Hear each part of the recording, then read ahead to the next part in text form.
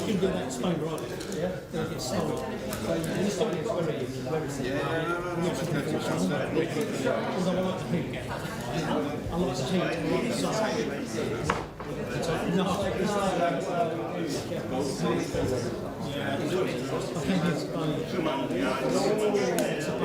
I feel it's quite 21. It's not that hot. But what we've got here, three? Yeah. The 3 panels. During the day, I went to the night, see what they did.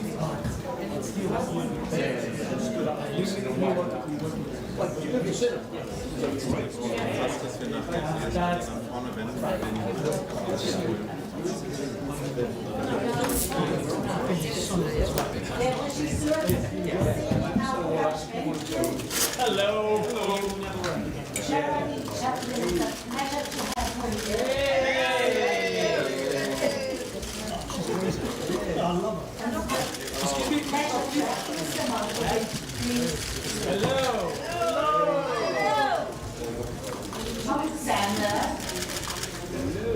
Go straight ahead, please, sir. Yes. Lily Schneider. Hello.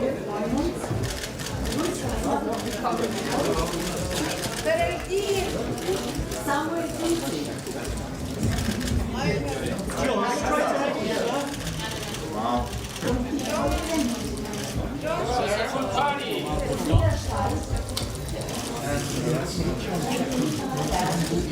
John, please, this way.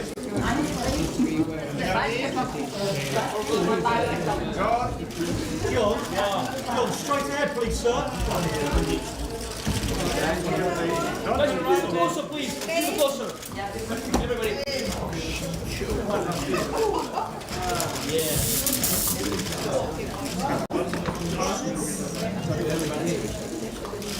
Can you move here? John, one look to the right, please. Can you hold to the right? Start here. That would be nice. John. Yeah, Look it up, please. Thank you. And straight ahead, please. John, just in the middle The here, please, producers sir. come aside, please. Thank you. Thank you. Okay, please. Could you guys come a little bit away from the wall? Just one step, please. This one more. Oh, the tiny one. Like a real step. Lovely. Okay, all together, straight Okay, ahead, please. John, straight ahead. This way. Can you start in the corner to the right and go down? That corner? Yes, would be nice. Thank you. John. And then straight ahead,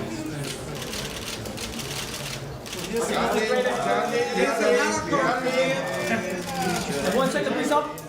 And then just around to the left hand side. Johnny. I see. One beer.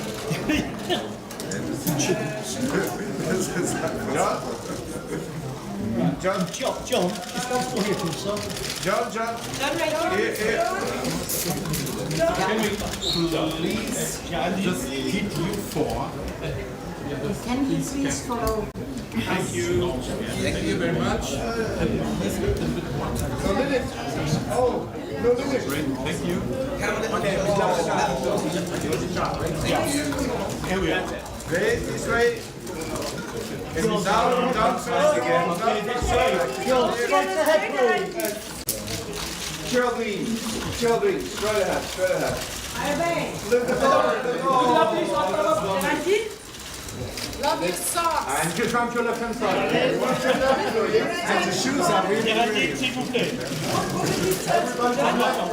John, John, this way, please. John, can you John. and look up to Geraldine. John, please. John, one more straight in. And John right here on your right. John.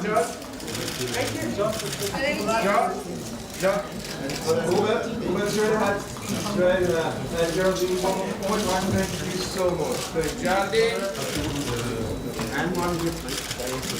John, over here in the corner, please. Yeah, thank you. Robert, please. And who's the right one? One by one, please. Fingers, John. John, please. You say first and I go. There we go. Right ahead, please, boys.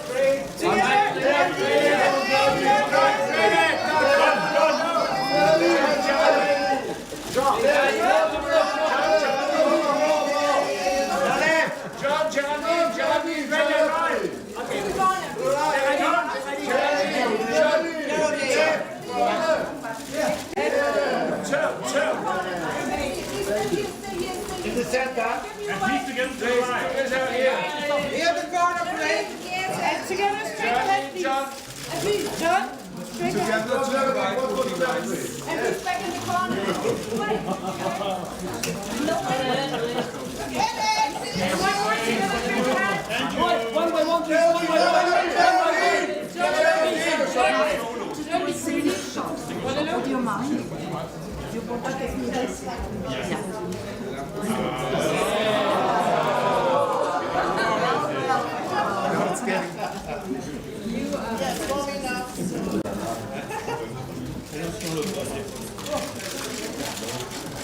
It's cold outside. And very hot inside. Welcome to Berlin. You're welcome. Okay, listen. Some single shots.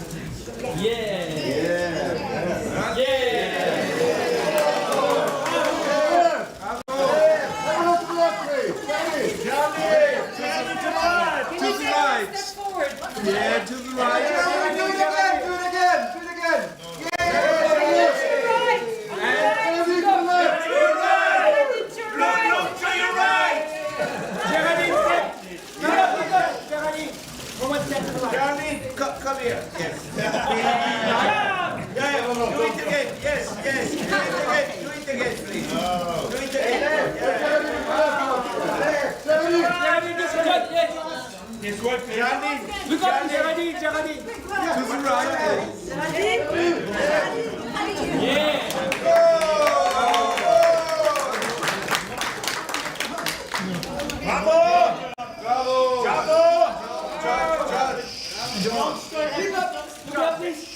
John, look in there. Left. And to the right. John, please. Straight ahead, please. John, looking up. Can you look to your right, please? John,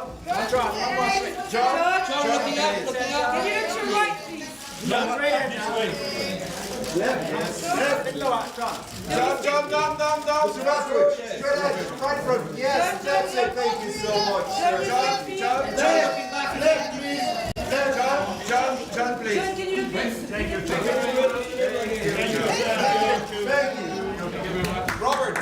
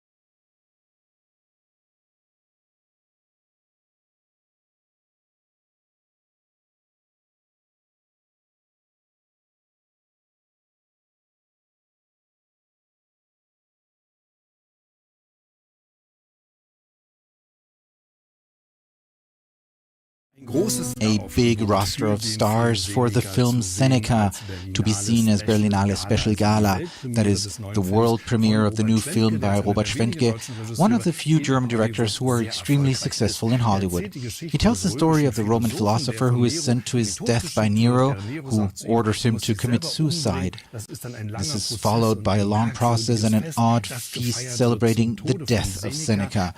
The cast is star-studded. We have Geraldine Chaplin. We also have many well-known German actors in the film, Alexander Fehling, for example, Lilith Stangenberg or Louise Hoffmann. And shining in the leading role is an international star, John Malkovich. He portraits this Seneca as a very cynical, hedonistic man who has walked over dead bodies himself. This is a parable about the insanity of political power, and that's why this crazy, even exuberant film is definitely the film for the time. Seneca, watch the press conference for this film. That is right. Be a friend to the common people. You could be a fisherman. Yes. I feel your feelings. I have your problems. I'm just ever so slightly 10 million times better than you.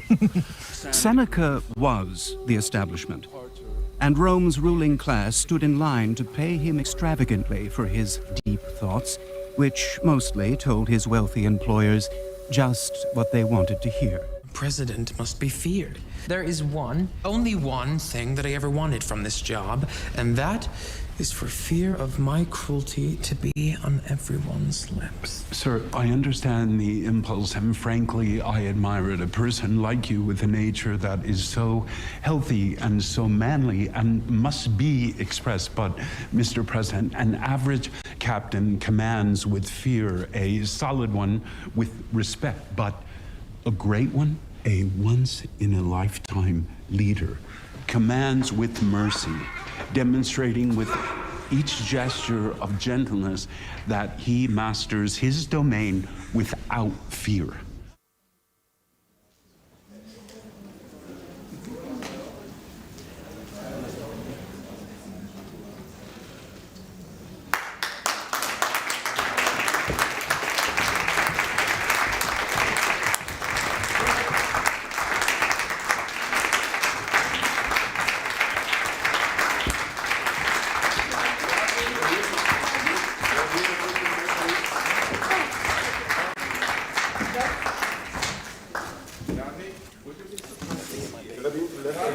Translation, I think. Left, which is left?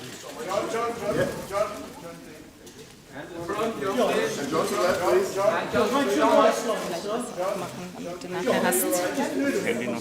Alles gut.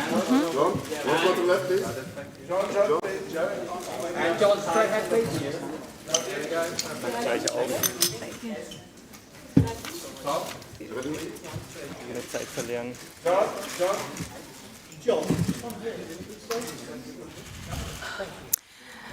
Please take your seats. Oh, boy. Water.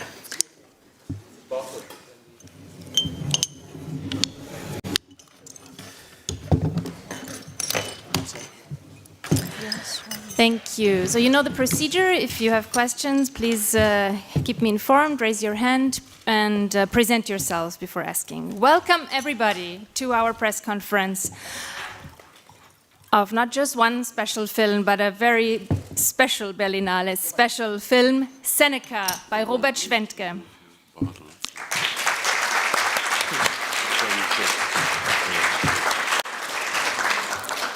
Seneca on the creation of earthquakes, to be precise. Let me introduce the participants here on stage. From your left, in the role of Paulina, Lilith Stangenberg.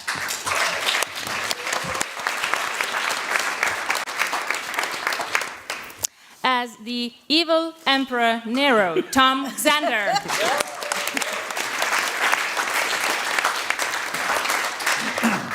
Lucia, Geraldine Chaplin.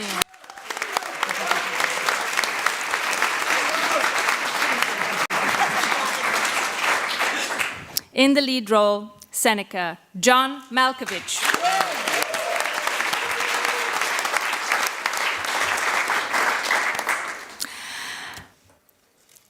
The director of the film, who has made numerous films, not only in Germany, but also in the US, with Tattoo, Eierdiebe, Flight Plan, a lot of series, and the breakthrough in Germany, for sure, Der Hauptmann in 2017.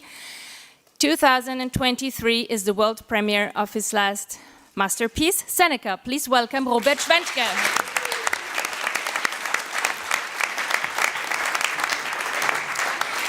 And the film is produced by Filmgalerie 451, represented by Frieda Schleich.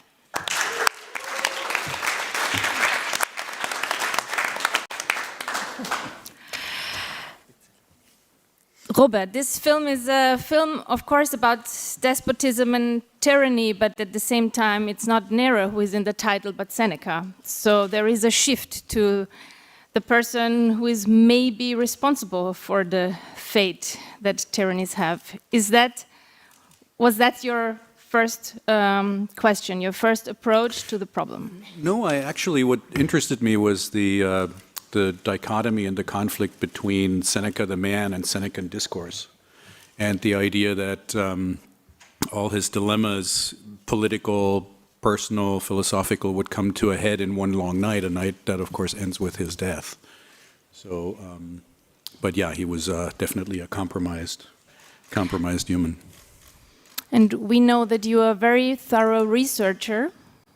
How much research and what kind of research did you do for this film? I went back to Seneca's writings, to his plays and to his prose works, and most of the dialogue in the film is based on his writings. We've, of course, aggressively and anachronistically changed it, but the content is directly from Seneca. And I also read Tacitus, who was a very important source of information for us, Suetonius, Dio Cassius, who satirized Seneca's death. But yeah, a lot of reading. A lot of reading and a lot of talking for your cast. Maybe John Malkovich, could you describe what it is like to be you carry all the weight basically with this verbal and very wordy role that you're playing? Well, what is it like? I mean, I think it's a very intelligent screenplay and very interesting dialogue. We did most, but not all, of what was written, and it's true. He talks a lot, and sometimes it was hard not to think, okay, but die and now be quiet. That's part of the job. I mean, you have to be prepared, and nowadays the way they shoot films, you really have to be prepared in advance, because in olden times when I started, you mostly sat there for many, many hours while various world-renowned cinematographers lit a thing, and you worked a few minutes a day. Now you shoot pretty much all the time. So it's a very different experience. And there's really almost no downtime. So it was just a matter of being prepared before we started. But I grew up in the theater, so that has a lot of talking generally. But to keep up the energy, Geraldine, for somebody like you who is also so energetic, not only in the dialogues, but all your presence, how do you keep the energy up this level? I have no idea. I have absolutely no idea. Energy, you call it energy, I call it nerves. Please. I have a question to the director. Were you influenced from that last statement that we don't need psychotherapy anymore? We have to go back to the philosophers, and that the school of life that now is everywhere in the world, in Berlin too, and to going back to the philosophy is going to make us healthier in all our dimension. Were you some kind of influence from that to go back to Seneca, or is something? Is this your own not attitude? really, and I wish it would make us smarter and not healthier. But no. I personally, to be perfectly honest, Seneca as a philosopher never meant that much to me. I think he was more of a life coach. He would have a TV show today. And what I really love about him are his plays. I absolutely adore his plays. But I find him too contradictory to really, see much value for my life in his writing. Hi, question from Brazil, Rodrigo Fonseca, Estadão. I have two questions. The first one is to you, Mr. Robert. It's impossible not to think of Roberto Rossellini's films about philosophers watching Seneca. I would like to know if his films were an influence to you, and to which tradition of cinema this philosophical experience that we watched yesterday dialogues to. A question to you, Mr. Malkovich. I don't know exactly to explain why, but watching the movie yesterday, it made me think about your films with Manuel de Oliveira, who was a director who also respected the spoken word a lot. I would like to, if you could maybe talk about your experience with Mr. Manuel concerning the use of spoken words in a philosopher like that. Thank you very much. Rossellini is a big influence on me. The Socrates he made, or the TV works he did in that period of his life, I like very much, but they weren't particularly influential because the form, of course, is completely different. They were very naturalistic endeavors, which this isn't. And so I did watch Socrates again before I made this film, but it didn't really have much of an impact because we were working in such a different register than what Rossellini was doing. Manuel was a fascinating man, a huge influence on me.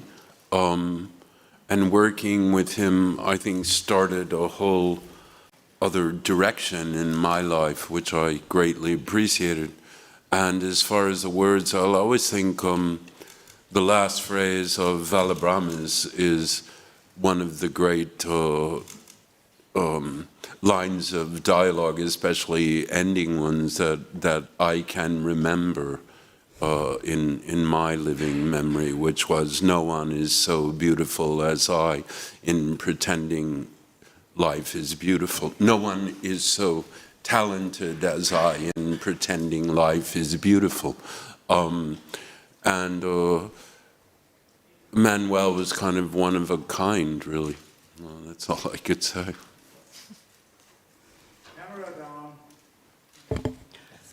Can you please put the camera down? Thank you. No, first. Sorry. My name is Mahar Sigit, African Refugee News. First of all, thank you for this film. You are by nature also a philosopher. I'm talking to the director. How much did making this film challenge you? Because Seneca is really very, very hard to understand. And then, Mr. Malkovich, you have been in Rome a long time ago, and you worked with Bertolucci. How much this time that you spend in Rome helped you to act this way about Seneca? Philosophy was always an important subject for me. I studied philosophy until I dropped out after 4 semesters to pursue film. But it's been, it's remained a love of mine. Has it made me better or smarter? I don't think so, unfortunately. I wish that was true. But. Yeah, because I think it mostly, if you really teaches you maybe how to think. Yeah. Yeah. Yeah, I think I came to philosophy looking for answers, and I realized that there's no answer that fits. No, there's not one size that fits all, and they're all just looking and searching. And I think that's also true for Seneca. According to Tacitus, he described himself as a man who suffered from an incurable moral illness. So. Oh boy. Okay. Good afternoon. My name is Oksana, TV1KG, Kyrgyzstan, Central Asia. Mr. Schwentke, question to you as a screenwriter. How does the script look like at the very beginning? I'm asking because of that whimsical details like armor with pierced nipples, guitar solo. Does it really look like from the very beginning? And Mr. Malkovich, to you and the cast, when you're talking a lot, is there any moment for improvisation? Was there any improvisation in the movie? Thank you.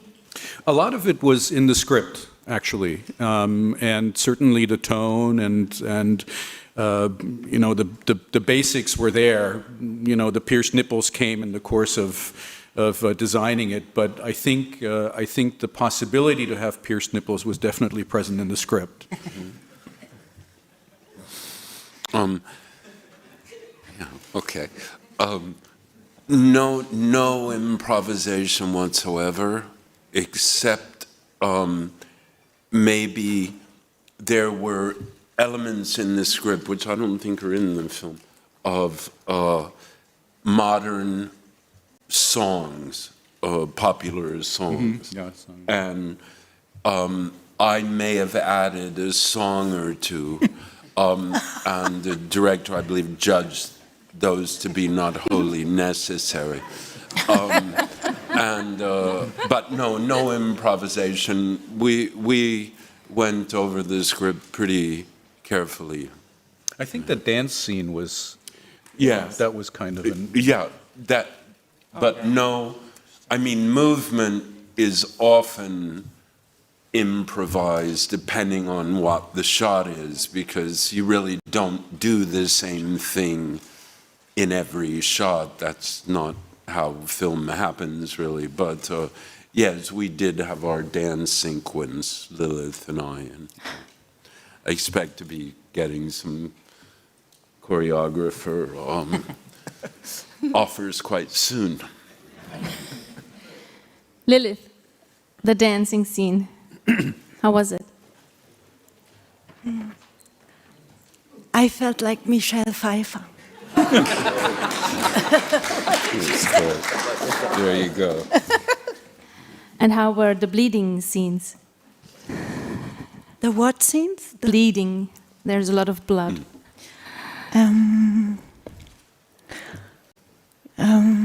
I mean, what I felt was, or what always interested me about that scenes of Paulina is actually that they all deal with those very existential human subjects. Maybe most of all the subject of power between the male and the female in a relationship.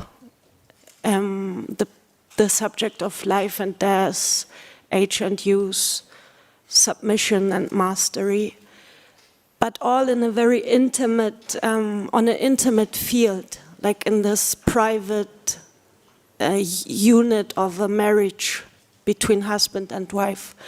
And I thought this is very interesting to do. And actually it kind of put me into a serious confrontation with what power means in a relationship. And if you talk about or ask about this bleeding scene, yeah, what should I say? This was kind of very technical to do because you are kind of tubed, or I don't know the exact word.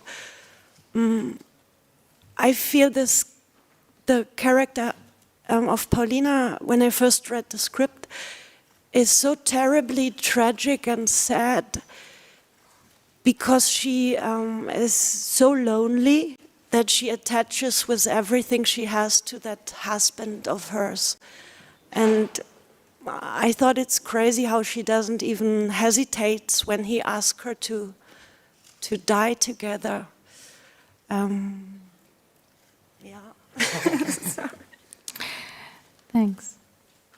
Geraldine, you wanted to add something. I can see it.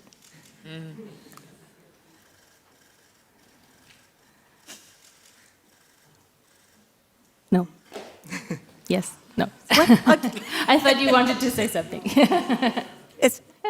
I thought you wanted to add something. It's fine.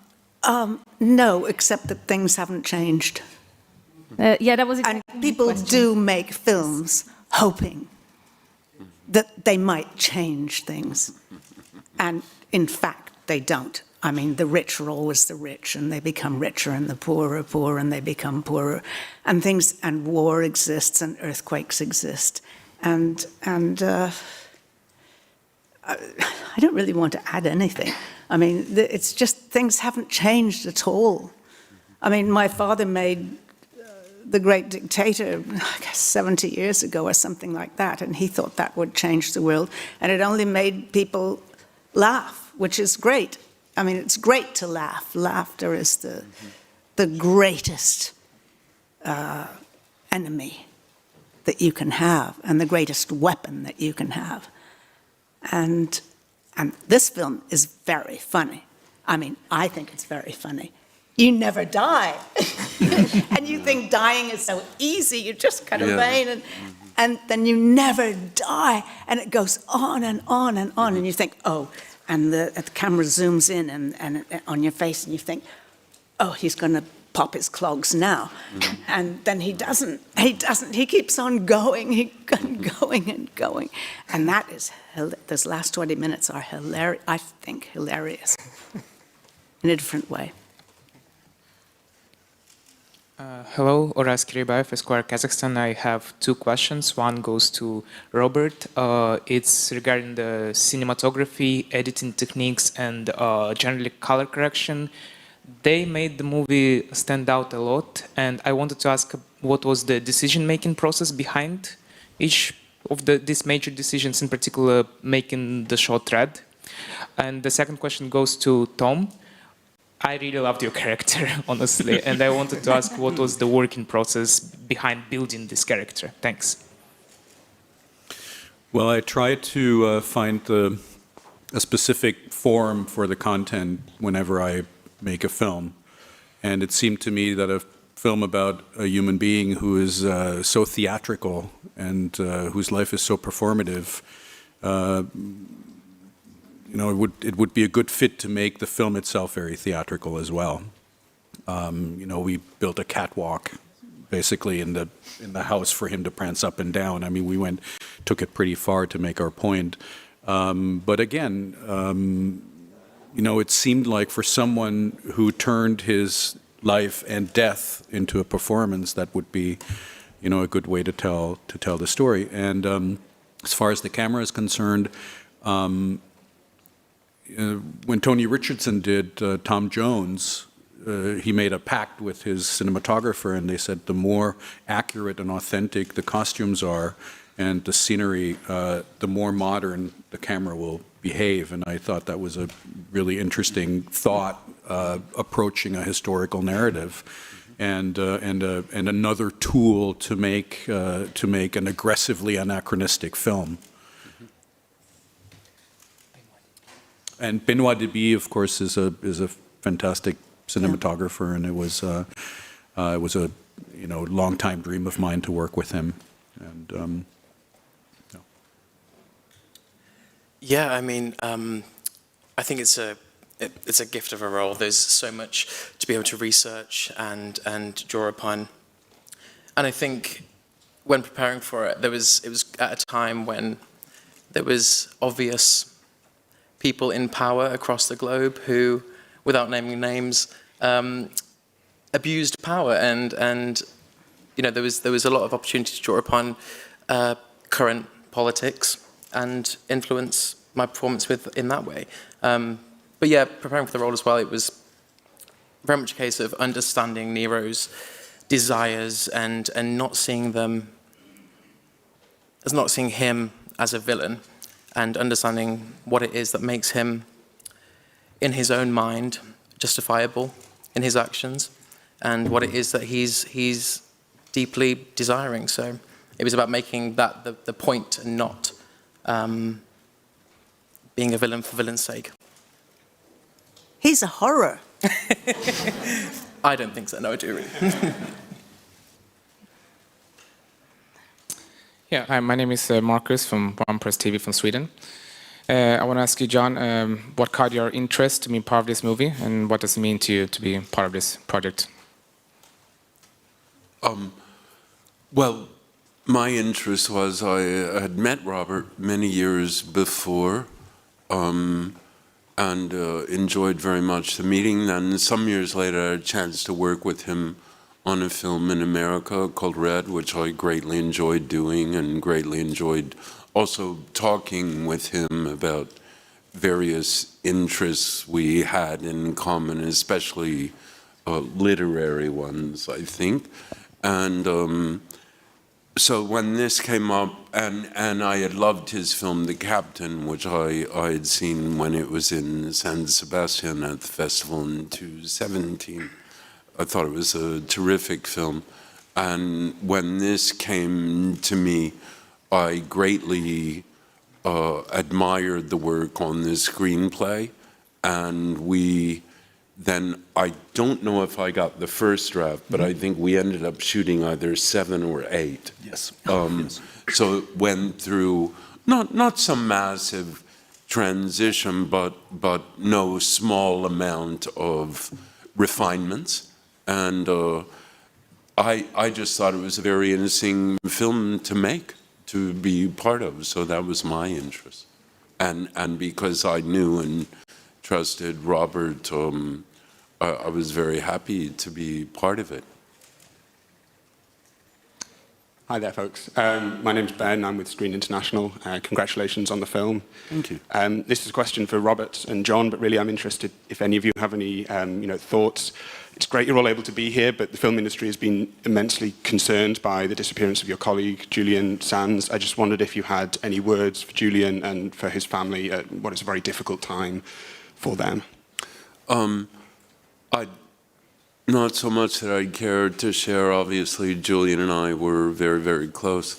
I'm a godfather to his son from his first wife, Sarah, who I know very well, and I introduced him to his second wife, and we were close forever, ever since we met in 1983 on the set of The Killing Fields, and it's a very sad event. Your question? Juan Lemus from Cine con Acento, Colombian podcast. I want to ask Tom, how do you feel about to kill your mother? I mean, it was like the way that Nerón show off his power, or was mad? What do you think about it?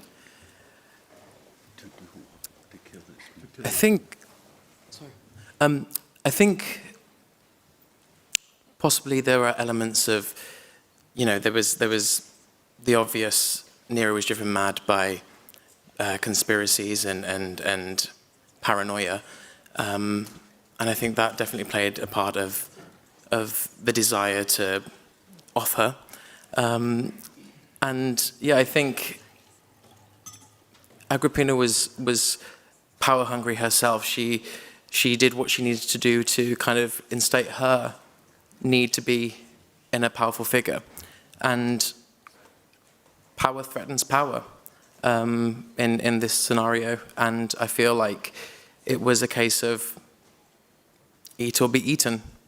So. My question is for the director. Are you going to take this in a theater in Berlin or something in Germany? Yeah, and then the second question was for Mr. Markovich. You were in Rome for a long time with Bertolucci, because I recall you in Trastevere sitting down and drinking your beer. So did you walk at the night around in the Colosseum to see the past of Rome? And did that help you in your acting today? Well, I lived in Rome for a time. When I met my wife, she lived in Rome, and she was Bertolucci's assistant. In fact, she's the person who gave him the book of The Last Emperor and did all the translations. She's a China scholar. So I know Rome fairly well, but I don't know that those kind of happenstances really help you work, because the work is something very, very specific. It's about this shot, and how do you get through this shot. The work on the script is not really my work. That Robert and Matthew did that. My work is to do the shot in front of me and make the shot work. That's how I see my work. And the only thing that's helpful in that really is the script, the instructions of the director, and the collaboration with the camera operator. And the movie will open in Germany on the 23rd of March. 2 more questions, please keep them short. Raffaele Bernini from Cinefilia Ritrovata. I have a question for John Malkovich. What was your first encounter with Seneca, and if you already had an idea of the character before the movie?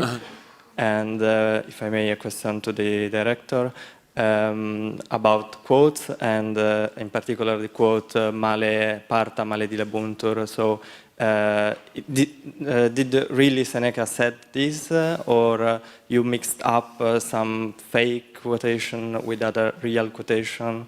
And I was curious about this one. Thank you. Male parta, male dilabuntur. What begins badly and ends badly. I don't know if it's a real quote. It's a real quote, but not by Seneca. But Seneca repeated it as if it was his own. That's always good. But I only really knew of Seneca from reading his plays, which were required in theater history. And I may have even done a scene or two at some point at university. I really don't remember. It's kind of a long time ago. But not much beyond that.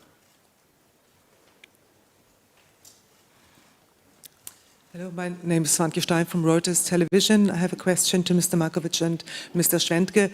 The phrase, I hope it doesn't get political again, is a phrase that we nowadays hear more and more. People stop watching news, people don't care about things that happen, and even to warning sounds, they turn a deaf ear. So what can we do? How can we raise the voice to prevent the people turn a deaf ear on crises like we see in the world today? Short answer. Make movies. I always go back to Beckett. You're on Earth, there's no cure for that. That's how I feel, honestly. And I think it's long proven that we don't always get the best information when we think we do. The last couple of years have been more than enough proof of that. And I don't think that's any vast plot. It's such is life. But I would really agree with Beckett, and I don't mean that to sound terribly fatalistic. It's just true, I think. Okay, have a great world premiere tonight at 10 p.m. in the Berlinale Palast, and let all the tyrants and opportunists, hypocrites and collaborators watch the film also and be confronted with your laughter and suffering. Thank you so much for this press conference. Are you going to get questions from the